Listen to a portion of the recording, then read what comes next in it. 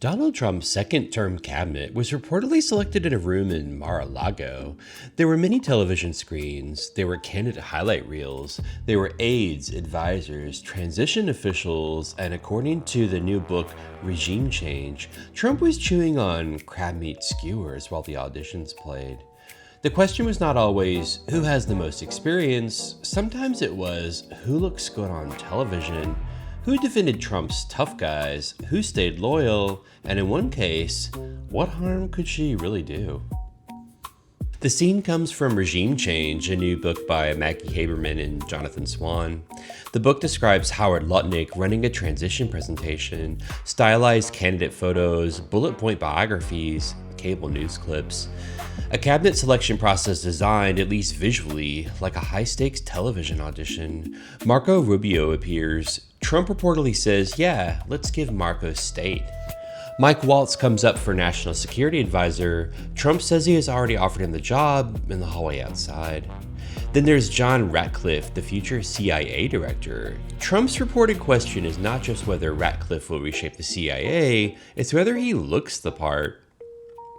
The book says Trump praised him as straight out of central casting, and that phrase, central casting, is the key to understanding what comes next, because the most consequential appointments were not simply about competence, they were about loyalty, performance, grievance, and whether someone looked like they belonged in Trump's story. The most revealing case may be Kristi Noem, because according to the book, the person with the strongest claim to shape Trump's immigration agenda did not want her for the job, Stephen Miller. Miller had spent years building Trump's immigration politics. If anyone was expected to have an opinion on who should lead Homeland Security, it was him. And when Noem's name appeared on the screen, the book says Miller did not hold back. He reportedly told the room she had given the worst interview he had ever seen in his life. Full stop. His concern was not that she was insufficient hardline, it was that she was not a deft enough communicator to go out and defend the administration's most controversial border and immigration policies. That's a remarkable objection, not because it came from a critic of the agenda, but because it reportedly came from one of the agenda's principal architects. Then Trump spoke. According to the book, his answer was simple. She's been good to me. And then Corey's been really good to me too. A reference to Corey Lewandowski. Then the final verdict, very loyal. And that was it. The report warning did not change the outcome, the loyalty test did. And that's why the Noem chapter does not read like just another strange transition anecdote. Because once she was in the job, Noem became one of the administration's most visible messengers on immigration enforcement. And in the aftermath of the deaths of Renee Good and Alex Preddy, she publicly embraced the administration's framing of those incidents. They were attempting to push out their vehicle and a woman attacked them and those surrounding them and attempted to run them over and ram them with her vehicle. An officer of ours acted quickly and defensively shot to protect himself and the people around him. This individual showed up to impede a law enforcement operation and assaulted our officers. They responded according to their training and took action to defend the officer's life and those of the public around him. The point here is not to litigate every claim in a montage, but to show what the reported internal claim was about, a senior official charged with communicating some of the government's most explosive actions, using maximal language in real time while facts were still being contested and investigated. The result was intense scrutiny, political backlash, and eventually, Noem's removal from the Homeland Security job. So when Regime Change says Stephen Miller warned that Noem could not effectively communicate the administration's most controversial immigration policies, the later footage gives that scene a different weight. Not because the book proves every later controversy, but because it shows the warning was reportedly there from the beginning. And Trump chose loyalty over it anyway. Then there is Pete Hegseth, a Fox News host, a military veteran, and an extraordinary unconventional choice to run the Pentagon, but according to the book, Trump had a clear reason to like him. Nobody's ever looked better on camera than this guy.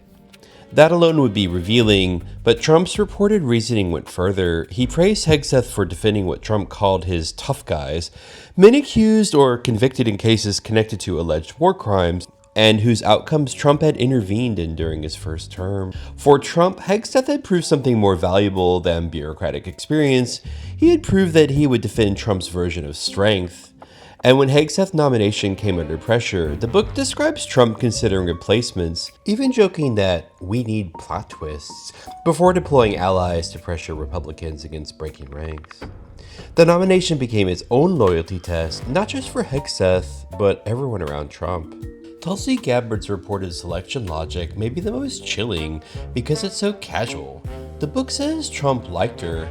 Roger Stone had been pushing her, but Trump was skeptical, not necessarily about her intelligence credentials, not necessarily about the consequences of putting her atop the intelligence community.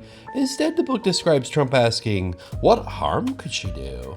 Then Trump compares her with Robert F. Kennedy Jr. RFK, he says, is a star. Crowds go wild. Tulsi gets polite applause, and Trump's diagnosis is brutally simple. Tulsi wants to be a star. Again, not a traditional personnel evaluation, a casting decision. Who has heat, who has ambition, who is useful, and who might become too much of a character in Trump's orbit. But underneath all the television logic was something much more serious. The book says the new acid test for senior jobs was January 6. What did you say after the Capitol attack? Did you say Trump lost in 2020? Did you criticize him? Did you praise Mike Pence? Did you ever align yourself with someone Trump considered disloyal? A candidate could have the resume, the experience, the ideological credentials, and still be eliminated by one stray association, one old statement, one suggestion that they might be, quote, 1% Millie.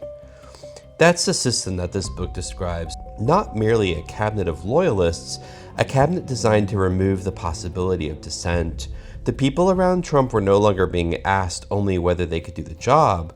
They were being tested on whether they could ever tell him no. The Crabmeat skewers are the detail everyone will remember. Many television screens, a cabinet slideshow, a president judging candidates by loyalty, appearance, grievance, crowd reaction, and personal history. But the important part is what that process produced. Kristi Noem, Pete Hegseth, Tulsi Gabbard. Not random choices, not simply unconventional choices.